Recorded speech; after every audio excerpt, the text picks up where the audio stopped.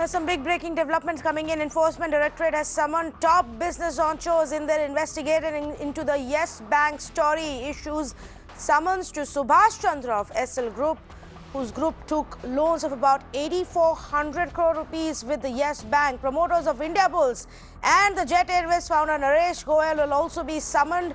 Bhavtosh, in fact, is joining us with the latest. Bhavtosh, first the news came in of Anil Ambani being summoned this morning, and now more big names have been added to the list. Yes, Tanvi, in fact, it appears that ED has started cracking the whip. Anil Ambani refused to join the investigation on Monday, claiming that he is unwell. Then later in the evening, the second summon was issued to him, asking him to join the probe this week. That's on Thursday. And then virtually a Pandora's box was opened when ED said that who's who of corporate world will be called in for questioning. This includes Subhash Chandra of SL Group of companies. He has a bad debt of at least 8,400 crore rupees. Vadhavan's Kapil and Dheeraj Vadhavan, 3,700 crores of bad loans. Avantaka Group of companies, whose promoter is Gautam Thapar, who was named in the second FIR filed by the CBI. He is accused of not paying loans worth 1,900 crore rupees. And also India Bulls promoter Samir Gehlot, he claims that he has paid the entire loan and only 550 crores need to be paid. But ED has said that he will also be called in for questioning.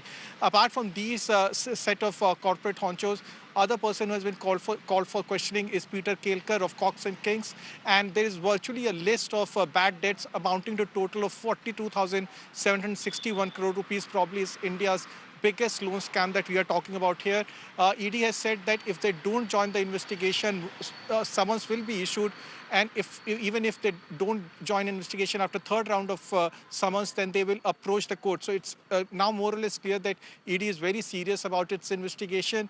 Importantly, Tanvi, the fact is that Rana Kapoor is accused of taking kickbacks after giving loans to companies with dubious financial records. We are not saying that these corporate entities paid kickbacks, but there are several which had paid kickbacks, and these kickbacks were parked in 78 shell companies whose promoters and directors were Rana Kapoor's wife and 3 daughters, and subsequently expensive real estate was purchased in Delhi, also in Mumbai. More importantly, there is one house in Delhi in Amrita Shergill Marg which is worth 650 crore rupees. ED says that this was purchased from the proceeds of crime. So, Bhavtosh, if they do turn up, and from what you're saying, I'm sure you're also expecting them to not turn up in the first round of summons and, delay it at some point. But it's a very busy schedule that ED has lined up. On 17th, the Vadhavans of DHFL have been called. 18th, it's Naresh Goyal and Subhash Chandra. The 19th, it's Anil Ambani and Peter Kelkar of Thomas Cook. 20th, Samir Gehlot. And 21st, Gautam Thapar. But to get back to the point that you were making, is there any evidence of a possible quid pro quo or a favor being given already, or is it simply that these are the big bad loans and ED wants to ask more questions right now? Tanvi, one must remember that Finance Minister Nirmala Sitharaman in her press conference had said that Yes Bank has a history of giving loans to companies which were in red or which had dubious financial records. And these companies were in fact mentioned in the press conference that was held around a fortnight back. ED investigation and CBI investigation has conclusively proved that in 2 cases, that of DHFL and Avantaka group of companies, which is promoted by Gautam Thapar, money was paid in terms of kickbacks, and they have established that link. Clearly, that link has been established, and that's the reason why Rana Kapoor was again remanded into the custody of ED till 20th of March. Today was also a day when Rahul Gandhi of Congress had in fact raised the issue of bad loans and the fact that the willful defaulters list is not out in open. And as soon as he made this statement, within hours, you see ED going after the big guns of corporate world. The question is whether this investigation leads to a logical conclusion, or like in other bank scam, it just stops in middle somewhere. The question also is, when will we see these big faces and the big names also appear in front of the Enforcement Directorate? With Anil Ambani already, he's not appeared for the first round of summons. The second round has been issued. But it's a glorious list in many, many ways. These are the biggest names of India Inc. Obviously, their businesses now are down and out. But let's not forget what they were a few years ago. Anil Ambani, Subhash Chandra, the Thappars of the Avanta group. These are the biggest names that we are looking at, and Naresh Goyal, whose company actually almost went bust last year. Bhavtosh, thanks so much for joining us and bringing us this update. We are going to very closely track the investigation being done both by ED as well as CBI. Well, let's get back to the big conversation we are having tonight. And as promised, we are going to again put the spotlight on coronavirus. Our phone lines are open. And if you have any questions for experts, then now is the time to ask. As India intensifies its fight against coronavirus, citizens and government have to be on their toes to keep the virus at bay. As the number of cases increases gradually, so does the anxiety and panic. You must be hearing a lot of terms like social distancing, self-isolation, being quarantined, the testing protocol. What does all of this really mean? Do you need it now? Do you need to know this later? If you have some symptoms, where do you go? If you have symptoms and you went to a hospital and they turned you away, was that right? Was that not right? Is a cold or a common cold or a cough enough for you to be tested? Where do you go to get tested? All of those questions will be answered right here. And more importantly, we'll talk about social distancing. It's a new term, viewers. Social distancing essentially means that we need to cut down on our interaction with other people around us. We need to cut down our visits to public gatherings, to places with a large number of people. We need to cut down on our contact, in human contact with others around us, because we don't know yet who may have been infected out there. And the only way to contain this infection is to reduce our social interaction, which is why you're seeing now more and more state governments are coming out with these precautionary measures of saying, let's shut down schools. Let's shut down colleges, let's shut down gymnasiums and museums and swimming pools, and let's cancel sporting events and cultural events and festivals and music festivals and art festivals. All of this is being done to reduce social interaction, to contain the infection. To what extent should we go? How should we be leading our lives in the coming few days? Let's ask our experts. Anjali Nair, Senior Vice President for Global Health Strategies, joins us this evening. Dr. Sylvia Karpagam, Public Health Doctor and Researcher, Dr. Shashank Joshi, Dean of the Indian College of Physicians, and Dr. Prashant Borade, Head for Critical Care Global Hospitals, will also be with us shortly. Let me start with Anjali Nair. I gave the basic definition of what I understand social distancing to be. If you can elaborate on that, how do we go about living our lives in the coming few weeks? So thank you for including me on this show, and I just want to say I'm not a medical doctor right at the outside. So you're right, social distancing is a new term for a lot of us. But just to step back a little, why is it important? Because for those people who've come in contact with others who have been infected by coronavirus, it takes about 2 to 14 days. And a lot of times when you interact with these people, they're asymptomatic. So you don't even know whether they've been infected or have the disease. And therefore, the chances of you getting infected are much higher. It's also a very, very infectious virus. So, so while with SARS, although the mortality rate was higher, it wasn't as infectious. That's number one. Number two is the number of people that will get infected. So you have to make sure that you not only contain the spread of the epidemic, but you also mitigate the effects of the epidemic, and you protect those that you can protect, particularly those who are vulnerable. And the third thing is that when the numbers spike, health infrastructure cannot at times cope. So social distancing is important to flatten the curve and also give us more time to prepare ourselves so there are fewer numbers that the health infrastructure can take. So what does it really mean? So it means, as you rightly said, that we put a distance between ourselves and others who we socially interact with or even interact over our work. So that's why you see a lot of offices where they've had one case or suspected case of infection, they start work from home. And a lot of other offices like ours, we've already started working from home so that we bring about the distance. You also make sure that you don't go to public places, you don't go to places that are that have a lot of people, which is why the cinema halls have been closed. And it is very, very difficult, and particularly it's difficult for a country like India because we are densely populated, and also Indians culturally we are more social and we interact more with people. Everything about us has a social aspect to it. Right. So which is why you need to maintain that distance. You need to keep yourself away from people, or at least even if you're interacting with them, make sure that you are at least 6 feet away so that you can prevent the infection. Okay, make sure you're at least 6 feet away, and something which is actually very, very difficult to do in our country, knowing the population density and how the minute you step out of your homes, yes, you are surrounded with people. So, which is why, more and more experts and governments are now advising that we stay indoors as much as possible. Dr. Shashank Joshi, if you could, elaborate on this as well, because people need to understand. On one hand, of course, we are saying we shouldn't panic.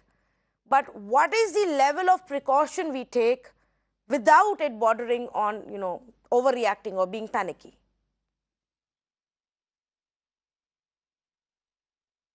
I think, we should not panic is very good and very easy to say.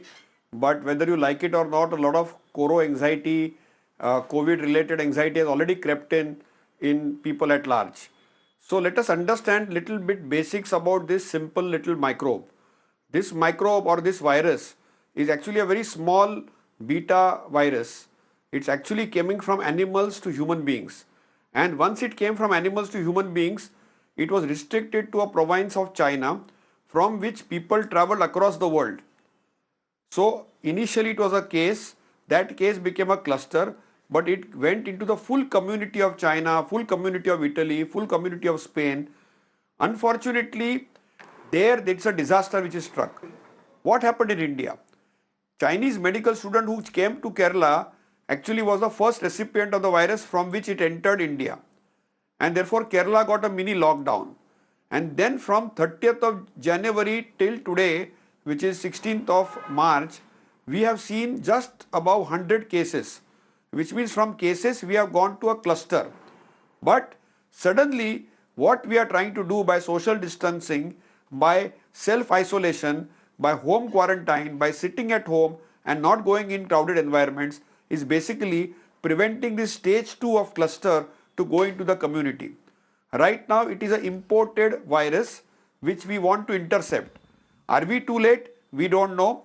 But probably I think we have to congratulate all our public health agencies, government, state and center both, because they have tried to intervene through political will to intercept. But the people's will is not still there. I still don't see people trying to isolate themselves at home. It has to be voluntary. They have to be at home because they are not taking this virus seriously. Because viral episodes and attacks have been prevalent in India for a very long time and people have become a little complacent. So it is time that we make our people aware that the next 2 weeks are very crucial, that if we stay at home, we probably can ensure that we can interrupt this cycle and chain of transmission, and that flattening of curve which our previous speaker was alluding to can be well recognized. Just for the understanding of our viewers as well, let me just quickly go through these stages as they are defined by WHO. So stage 1, which most countries have now already, either reached or passed, is the introduction of the disease, the emergence of this, in a community or in a nation. Stage 2 is the localized transmission that happens with this outbreak, where there are cases of sporadic infections that you see because of the virus. Now, like our experts are saying, this is where we are at, stage 2 of the pandemic that we are staring at. Many countries have now reached stage 3, and this transition is the most dangerous, because the minute you are in stage 3, this is where the amplification of the outbreak really takes place. It turns into an epidemic or a pandemic. It starts transmitting at a community level, and then it just becomes really, really difficult to contain it. And the stage 4 is then the gradual reduced transmission stage that we see. And there, the number of fresh cases gradually start decreasing. And if I may be wrong, but from my own understanding and reading, this is where China is slowly reaching. But we are in stage 2. What can we do, Dr. Karbakam, to ensure that we don't reach stage 3? Or will we inevitably reach there?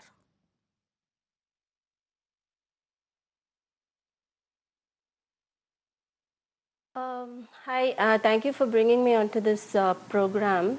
I think with this coronavirus or this COVID-19, it's also important for us to get a realistic understanding of like the situation that is already there in India, and not to push unrealistic expectations on communities that are already vulnerable.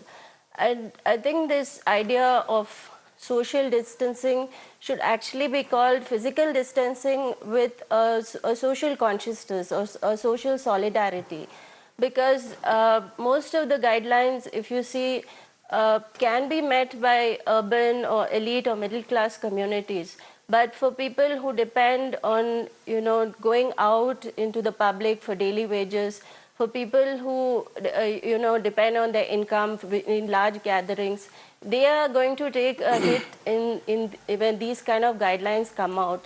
And it's important that we, as policy, look at all those things.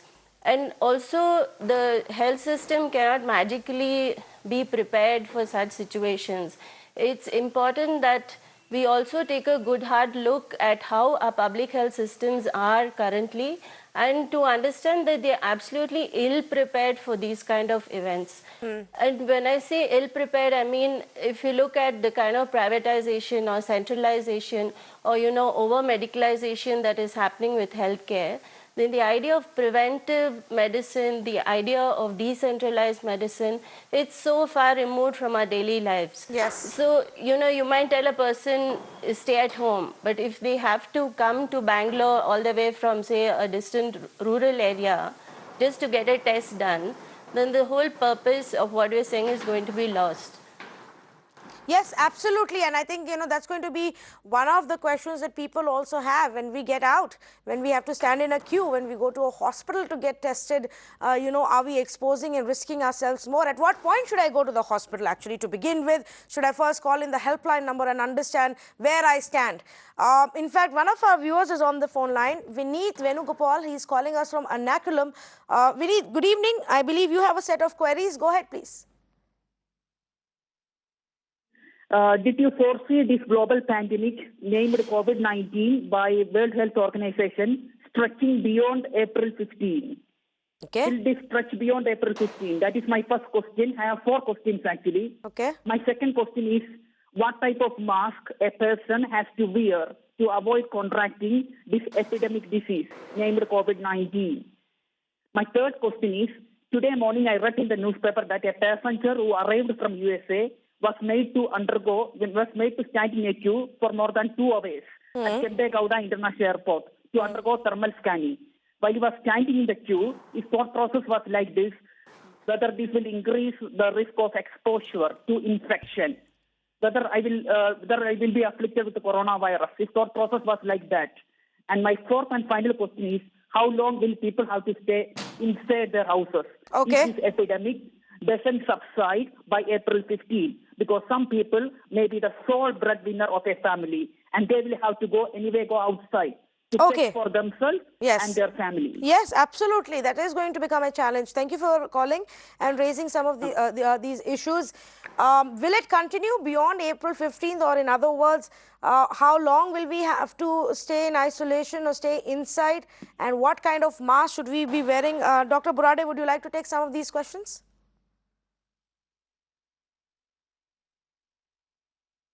Right. So that's a very valid question. First of all, thank you for inviting me on this forum for speaking about COVID-19. No one really knows how long the pandemic is going to go on. So it will be very difficult to say whether will it continue beyond weeks or months. So we really don't know. Now, we have been seeing what is happening in China. We've been seeing what's happening in Europe.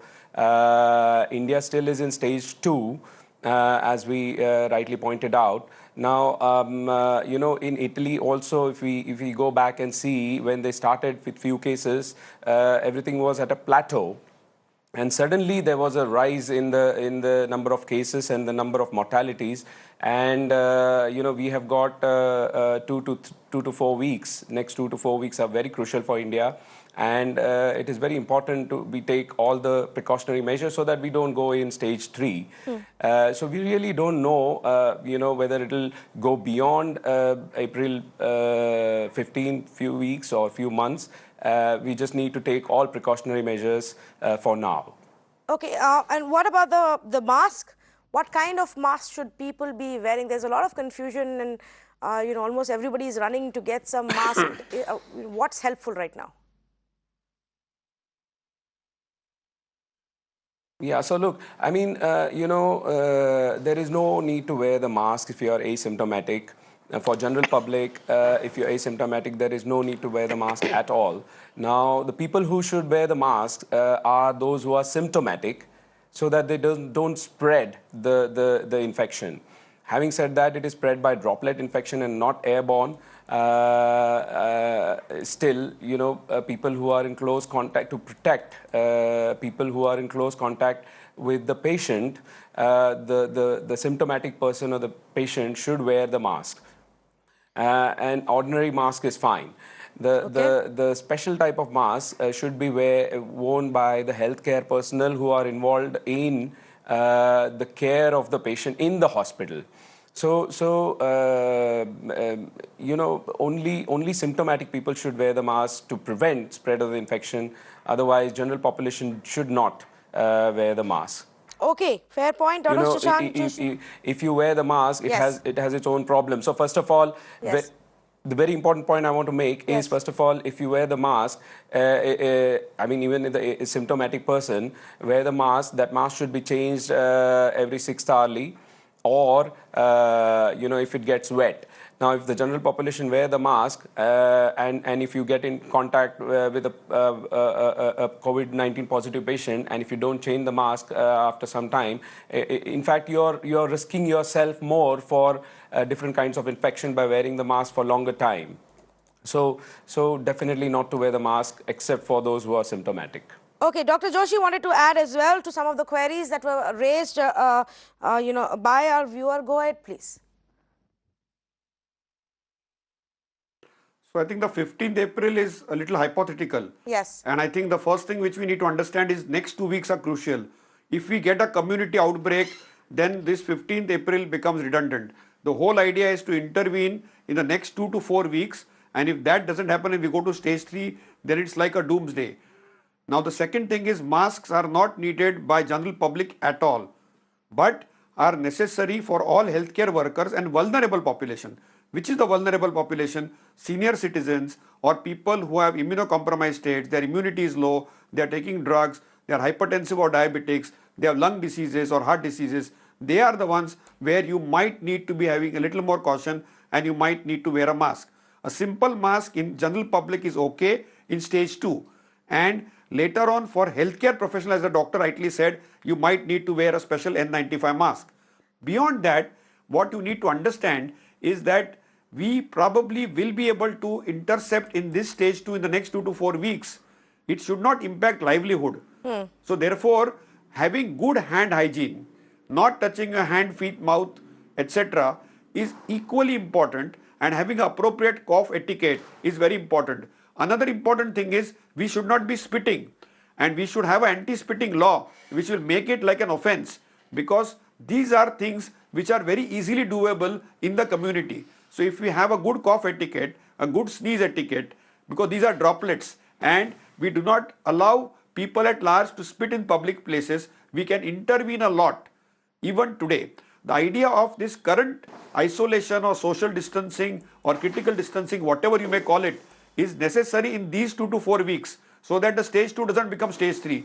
But after that, we will really have to maintain good hygiene at large because it is communicated through surfaces and through droplets, and that is very doable. Simple hand washing is all you need to do. You don't need specialized sanitizers for that. Soap is good enough because it's a simple RNA virus which has a lipid layer, and the lipid layer very easily gets destroyed by good hand washing, but appropriate hand washing.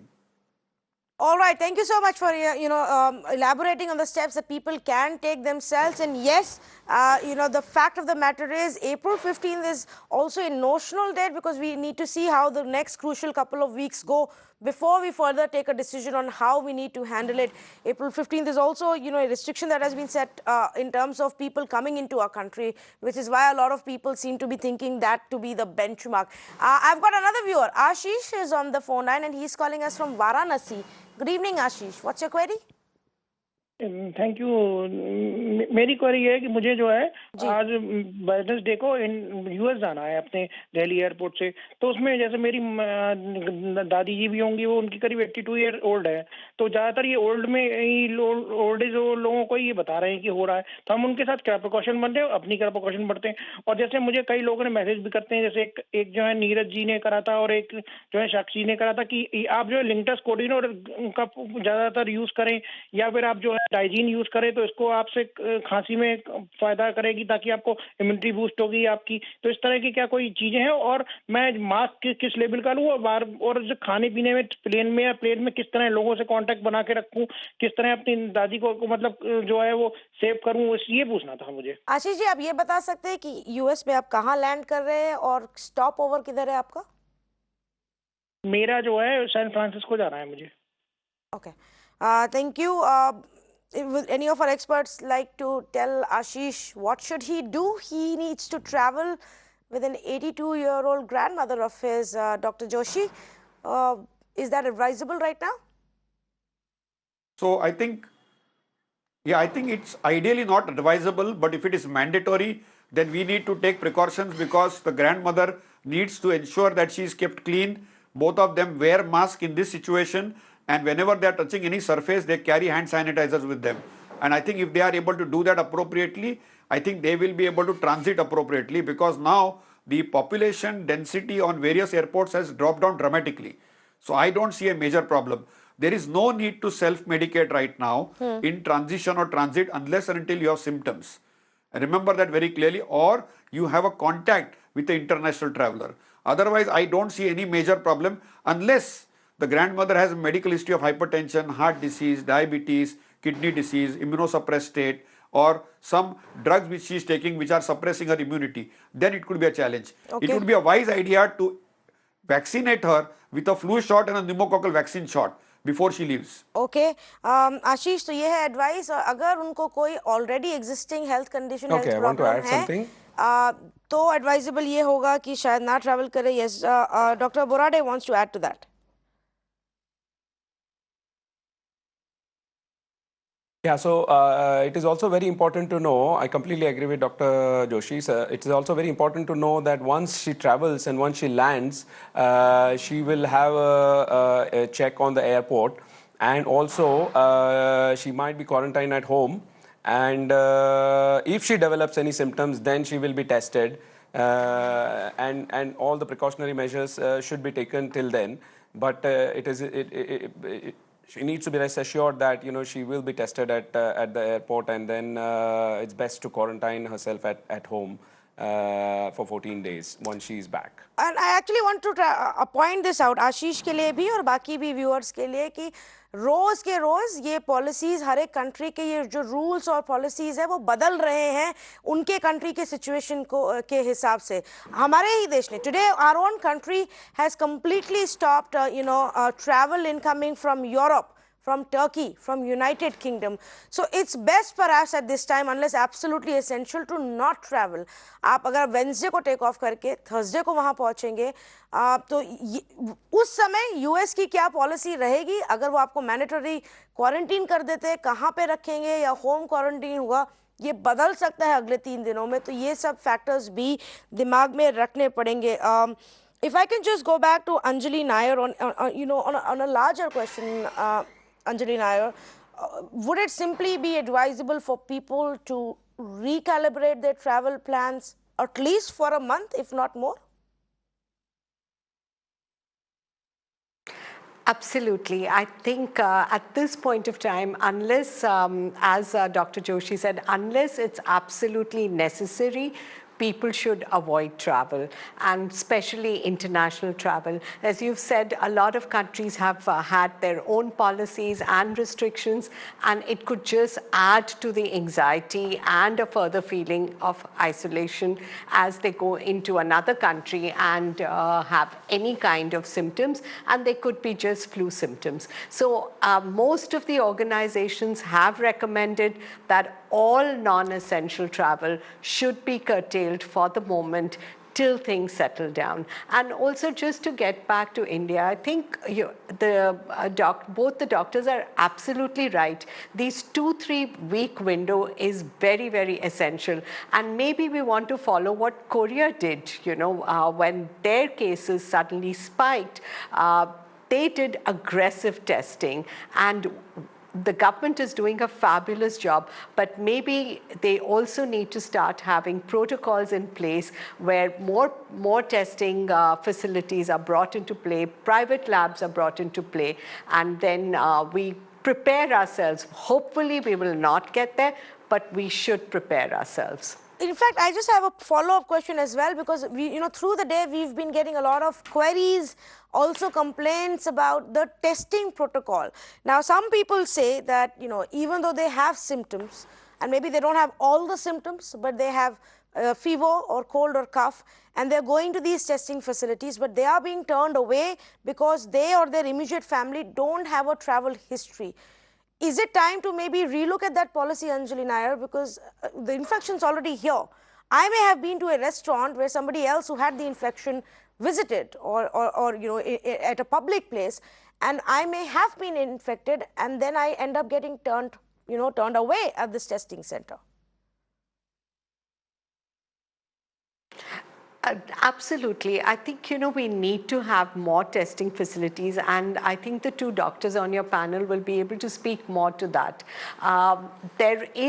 We need to get tested, whether, it could be a flu test for just a nasal swab or a throat swab for flu, or even there is H1N1 virus floating around. So, how do you get that test done? A lot of people are saying that they're being turned around. A lot of other people are saying that they're not getting through to the helplines. Obviously, there must be so much traffic. So I think the most important thing is that if you feel you're a cough or a cold or fever, it's good to speak to your doctor and let him assess if it's likely to be flu. There are common symptoms, but there are also very clear symptoms of COVID-19, and the doctors should really guide us. But I think it's time to make the testing more easily available to people so that they're not turned away, because getting turned away, going back home, just creates more anxiety because you don't know. The flu will go away after 2-3 days, but you really don't know till the time that you start feeling better. And then again, how do you isolate the others? We are talking about social distancing, and someone rightly said that it's really physical distancing, but when you have families living in small apartments and they're so close to each other, it's really not right that if a person just has flu, to follow the very, very severe protocols of completely isolating himself or herself. All right, Dr. Sylvia also wanted to come in on that point. Go ahead, please.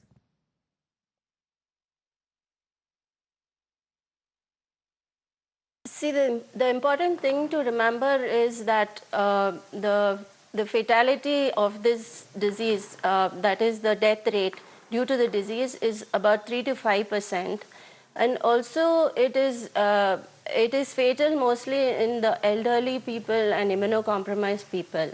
And what happens in a system like ours, where the health infrastructure is very ill-equipped to meet an epidemic like this, the people with privilege and the people who have access are going to crowd the health services, and they're all going to be demanding testing. So the whole point of doing a test is to treat. And if the treatment for this is mostly to rest and to stay at home and to quarantine yourself, then the people who have mild symptoms should focus on doing that. Because what is happening is people get symptoms, then they panic, and then they rush to these facilities, and then they block these, scarce resources for people who really need them. So if you do have any symptoms, then stay at home and wait for the illness to wear itself out. But if you do start getting symptoms, like say you have breathing difficulties, or the fever is not coming down, or getting breathless, or your cough is going up, that's when you have to actually look to accessing a healthcare facility, and then the test becomes important. And we've seen with other cases, like whether it's dengue or it's swine flu, it's just strains and overburdens the health system, which is not prepared to handle a crisis. Yes. And the other point that I would like to make is, somebody said about bringing a ban on spitting. And I think these very draconian things, the state is well known for, bringing draconian measures. And these kind of situations are an opportunity for states to clamp down on individuals and communities. And we also know that, certain communities get targeted, certain individuals, if there's a spitting ban, then a person who spits is going to be targeted by others.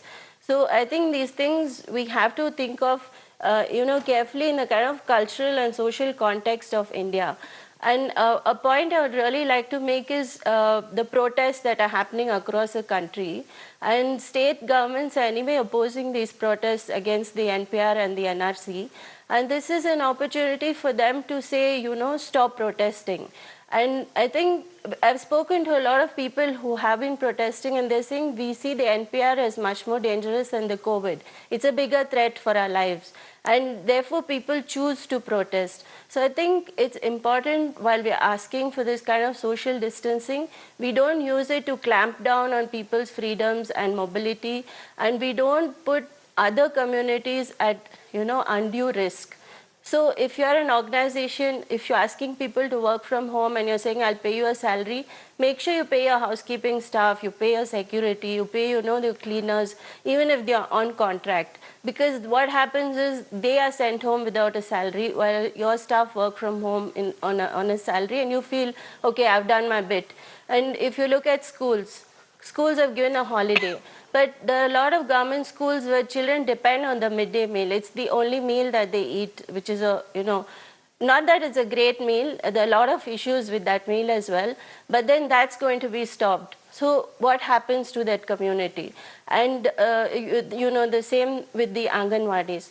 And the other thing we have to look at is places like shelter homes, at prisons, and what now the government is thinking of detention centers. Like, these are all going to be overcrowded and cramped, and it's going to be a lot of people who already have other illnesses, chronic illnesses. So we have to think at a larger perspective. I think making this a very top-down, government-led thing is going to be problematic. And it's also important to remember that the government is a primary responsibility. What happens is, very often we put burden on people. We say, you should do it, and the government kind of washes its hands off of its responsibilities. So I think it's important, while health, education, and public health messages go out, they don't become restrictive or prescriptive or draconian or dictatorial, which is what is already happening in the country. And I think we should be very conscious of that.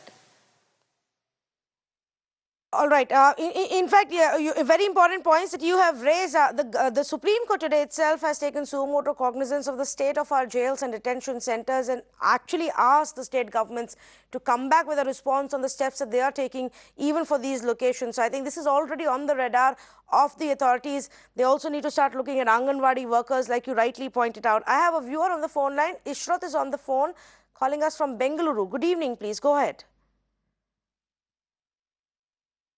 Okay, we seem to have lost the line, with Ishra, so I'm just going to get back to her in just a bit. But Dr. Joshi, a lot of people are still calling us, with this concern again of when do we get ourselves tested? Does it have to be a combination of what we are exposed to, our travel history and symptoms?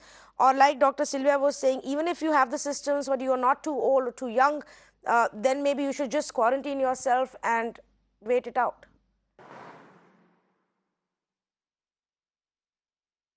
So I think there are two issues here. The first issue is that currently for travel history only they are actually testing, but they are not testing it for everybody because it's an economic issue. It's a supply demand issue, and therefore they are trying to limit the screen based on the populace. I think the easiest way to do that is ideally if somebody feels that he or she is having a COVID-like symptoms, they should go to their general practitioner, physician and get themselves screened.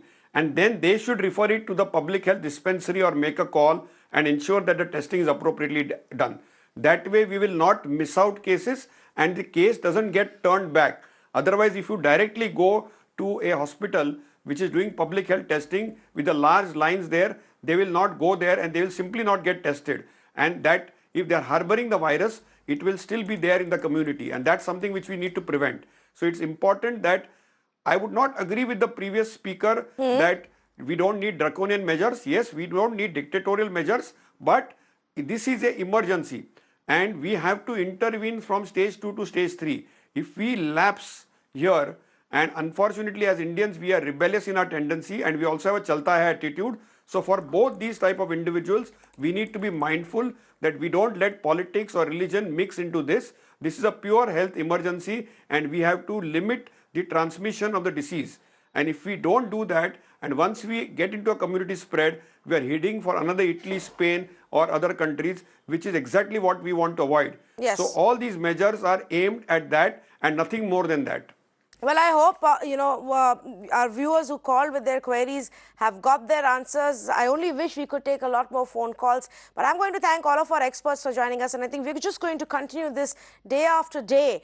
It's as part of our responsibility to inform the viewers of what they should be doing or shouldn't be doing. Should you be traveling? How do you quarantine yourself or isolate yourself and do your own part in ensuring that this virus is contained? Like our experts said, we don't want a case of what happened in Italy or in Spain. We need to start taking steps right now. And with a population and a population density that India has, and the kind of healthcare infrastructure that we have, we cannot afford to reach a point where the cases begin to rise exponentially. The healthcare system itself will not be able to take that. That doesn't mean that the minute you see some sign of a cold or a cough, you go running to a testing center. Read up on it, do your own research, call up the government helpline numbers, see what you can do yourself before you actually go to a testing center. Remember, there are a huge number of people in our country. Let's not overload the system and let's do our own part in tackling this problem. Thank you so much for joining us on this conversation.